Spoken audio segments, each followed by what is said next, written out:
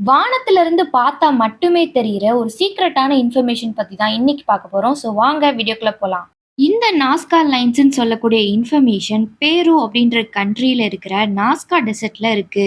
ஒரு 2000 இருந்து 2500 ஆண்டுகளுக்கு முன்னாடி பண்டைய நாஸ்கா மக்கள் இதை கிரியேட் பண்ணியிருக்காங்கன்னு சொல்லப்படுது.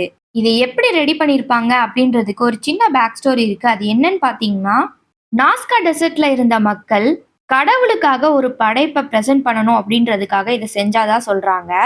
அதனால அங்க நெறைய கற்கள வச்சு, அதுல பெரிய விலங்கோட வடிவங்களையும், மனித உருவங்களையும் வரைஞ்சாங்களாம். அந்த டிராயிங்க வானத்திலிருந்து பார்த்தா மட்டும் தான் பெர்ஃபெக்ட்டா பார்க்க முடியும்னு சொல்றாங்க.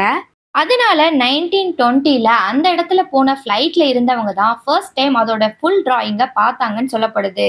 ஸோ ஃப்ளைட் எதுவுமே இல்லாத அந்த டைம்ல இந்த டிராயிங்க எப்படி பெர்ஃபெக்ட்டா கம்ப்ளீட் பண்ணி முடிச்சாங்கன்றது இப்ப வரைக்குமே தெரியல.